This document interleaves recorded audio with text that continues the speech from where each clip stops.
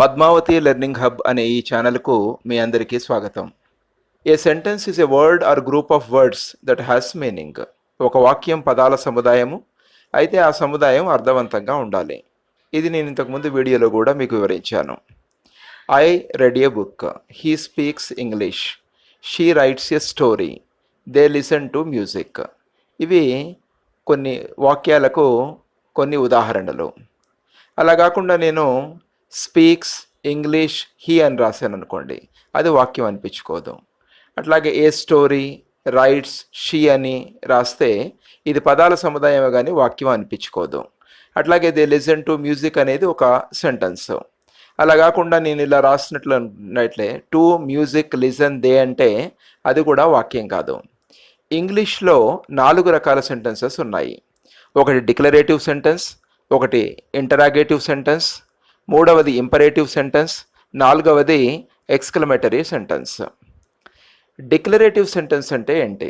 Declarative sentences makes a statement. ఇది ఒక statement రూపంలో ఉంటాయి. It ends in a period or full stop. ఎప్పుడు కూడా ఈ వాక్యాలకు చివరలో ఫుల్ స్టాప్ ఉంటుంది. They give the information in a direct way. ఇన్ఫర్మేషన్ ఎప్పుడు కూడా అవి డైరెక్ట్గా ఇస్తాయి. These are the most common types of sentences. వాక్యాల్లో ఇవి ఎక్కువగా ఉపయోగించేటటువంటి వాక్యాలు. So these can be simple are compound. ఈ వాక్యాలు సింపుల్గానే ఉంటాయి, కాంపౌండ్గా కూడా ఉంటాయి. ఇక్కడ కొన్ని ఎగ్జాంపుల్స్ ఇచ్చాము. I write, we learn, you go, she plays, he reads, it runs, they listen, Rakesh sings, Sushma thinks, Srinu and Venkat participate, I and my family members walk. ఇవన్నీ కూడా డిక్లరేటివ్ సెంటెన్సెస్కు ఉదాహరణలు.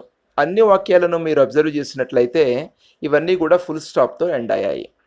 అట్లాగే ఈ వాక్యాలన్నీ కూడా మొదటగా సబ్జెక్టుతో ప్రారంభమవుతాయి. సబ్జెక్టు అంటే కర్త, అంటే ఏ పని ఎవరైతే చేస్తున్నారో వాళ్ళు సబ్జెక్టు. ఫర్ ఎగ్జాంపుల్ ఇక్కడ ఐ రైట్ అని అన్నాము, అంటే నేను రాస్తున్నాను. అంటే ఎవరైతే రాస్తున్నారో అంటే నేను అనేది సబ్జెక్టు. వి లెర్న్, ఈ వి లెర్న్లో వి అనేది సబ్జెక్టు, అంటే మేము లేక మనము అనేది సబ్జెక్టు. యూ గో, నీవు వెళ్తున్నావు, అంటే దీంట్లో యూ అనేది సబ్జెక్టు. షీ ప్లేస్, ఆమె ఆడుతుంది, అంటే షీ అనేది ఇక్కడ సబ్జెక్టు. అలాగే హీ రీడ్స్, అతను చదువుతున్నాడు, అంటే అతడు ఏదైతే ఉందో అది సబ్జెక్టు. ఇట్ రన్స్, అది పరిగెత్తుతుంది. ఇట్ అనేది ఇక్కడ మనకు సబ్జెక్టు. అలాగే దే లిసన్లో వాళ్ళు వింటున్నారు, అంటే దే అనేది ఇక్కడ సబ్జెక్టు. అలాగే రాకేష్ సింగ్స్, రాకేష్ పాడుతున్నాడు, అంటే రాకేష్ అనేది సబ్జెక్టు. కాబట్టి ఈ వాక్యాలన్నిటినీ పరిశీలించినట్లయితే ఇవి సబ్జెక్టుతో ప్రారంభమవుతాయి. సో ఈ సబ్జెక్టు పక్కన ఈ వాక్యాలలో మనకు వెర్బ్ ఫార్మట్ వచ్చింది. ఇది మనకు సెంటెన్స్లో ఒక బేసిక్ ఒక ఫార్మట్, అంటే సబ్జెక్ట్ ప్లస్ వెర్బ్. అంటే మనం ఎప్పుడూ కూడా ఏం గుర్తుపెట్టుకోవాలి అంటే ఈ వాక్యాలు నేర్చుకునేటప్పుడు మనకు మొట్టమొదటి సబ్జెక్ట్ వస్తుంది, ఆ తర్వాత వెర్బ్ వస్తుంది. అందువల్ల ఈ డిక్లరేటివ్ సెంటెన్సెస్ మాట్లాడుతున్నప్పుడు ఎప్పుడూ కూడా మనకు మైండ్లో ఏం గుర్తుపెట్టుకోవాలంటే ఒక బేసిక్ ఫార్మెట్ సబ్జెక్ట్ ప్లస్ వెర్బ్ను గుర్తుపెట్టుకోవాలి. కాబట్టి మీరు కూడా ఏం చేయండి అంటే ఎన్ని వాక్యాలైతే మీరు ఫార్ములేట్ చేయగలుగుతారో ఈ రకంలో అన్నీ మీరు తయారు చేయండి, అన్ని వాక్యాలను కూడా రాయండి. సో సబ్జెక్ట్ ప్లస్ వెర్బ్ ఫార్మెట్లో ఎన్ని వాక్యాలు వీలైతే అన్ని వాక్యాలను మీరు ప్రాక్టీస్ చేయండి. సో దీంట్లో సబ్జెక్ట్ ఏదైతే ఉందో అది నౌన్ కానీ ప్రొనౌన్ కానీ ఉంటుంది. ఈ ఉదాహరణలు మీరు గమనించినట్లయితే I, we, you, she, he, it, they ఇవన్నీ కూడా ప్రొనౌన్స్. ఆల్రెడీ మనం ప్రొనౌన్స్ లేక సర్వనామాల గురించి మనం నేర్చుకున్నాము. అట్లాగే మీరు మిగతా వాక్యాలు చూసినట్లయితే రాకేష్, సుష్మా ఇవన్నీ కూడా మీకు నౌన్స్ లేక నామవాచకాలు. కాబట్టి సబ్జెక్టులు ఎప్పుడూ కూడా మీకు నౌన్ కానీ ప్రొనౌన్ కానీ ఉంటుంది. సో ఈ ప్రొనౌన్స్ సబ్జెక్టు ప్లేస్లో ఉన్నట్లయితే వాటిని సబ్జెక్టివ్ ప్రొనౌన్స్ అని అంటారు. సో ఇప్పుడు ఏదైతే ఈ వాక్యాలు మీరు ఇక్కడ చూసారో ఇవన్నీ కూడా సింపుల్ సెంటెన్సెస్. అంటే సింపుల్ సెంటెన్సెస్ అంటే ఎట్లా ఉంటాయంటే సబ్జెక్ట్ ప్లస్ వెర్బ్, తర్వాత subject plus verb plus object, లేకుంటే వేరే ఫార్మెట్లలో ఉంటాయి. కానీ ఇవన్నీ కూడా సబ్జెక్టుతో మొదలవుతాయి. కాంపౌండ్ సెంటెన్సెస్ అంటే ఇక్కడ కొన్ని ఉదాహరణలు ఇవ్వబడ్డాయి. I went to the park and I had nice time. I went to the park అనేది ఒక simple sentence. I had nice time అనేది ఇంకొక సింపుల్ సెంటెన్స్. ఎందుకంటే ఈ రెండు మీరు అబ్జర్వ్ చేసినట్లయితే ఈ రెండిట్లలో కూడా సబ్జెక్ట్స్ సెపరేట్గా ఉన్నాయి. ఈ రెండిటిని అండ్ అనే కంజంక్షన్ కలుపుతుంది కాబట్టి ఇది ఒక కాంపౌండ్ సెంటెన్స్ అయిపోయింది. I like tea and she likes milk. So నేను టీని ఇష్టపడతాను మరియు ఆమె పాలను ఇష్టపడుతుంది. అంటే ఐ లైక్ టీ కూడా మీరు అబ్జర్వ్ చేసినట్లయితే దీంట్లో ఐ అనేది సబ్జెక్ట్ ఉంది, అట్లాగే షీ లైక్స్ మిల్క్లో షీ అనేది సబ్జెక్ట్ ఉంది. కాబట్టి ఇవి రెండు సింపుల్ సెంటెన్సెస్ను అండ్ అనే కంజంక్షన్తో కలపబడింది కాబట్టి ఇది compound sentence. I like ice cream so I eat it. అంటే ఇక్కడ కూడా ఐ లైక్ ఐస్ క్రీమ్ అనేది ఒక సింపుల్ సెంటెన్స్. ఇది సబ్జెక్టుతో మొదలైంది ఐ అని. So I eat it. So I eat it అనేది ఇంకొక సెంటెన్స్. ఇక్కడ కూడా సబ్జెక్ట్ ఐతో స్టార్ట్ అయింది. సో అనే దాంతో ఈ రెండు వాక్యాలు కలపబడ్డాయి కాబట్టి ఇది compound sentence. I bought a pencil but she bought a pen. ఇక్కడ కూడా ఐ బాట్ ఏ పెన్సిల్ అనేది ఒక సింపుల్ సెంటెన్స్. నేను ఒక పెన్సిల్ కొన్నాను. అలాగే షీ బాట్ ఏ పెన్, ఆమె ఒక పెన్ను కొన్నది. ఈ రెండింటిని బట్ అనేటటువంటి ఈ కంజంక్షన్తో కలపబడింది కాబట్టి ఇక్కడ ఇది కాంపౌండ్ సెంటెన్స్ అనిపించుకుంది. ఇక రెండవ రకం ఏంటంటే interrogative sentences. It is always in the form of a question. ఇది ఎప్పుడు కూడా ప్రశ్న రూపంలో ఉంటాయి. ఈ వాక్యాలన్నీ కూడా ప్రశ్న రూపంలో ఉంటాయి.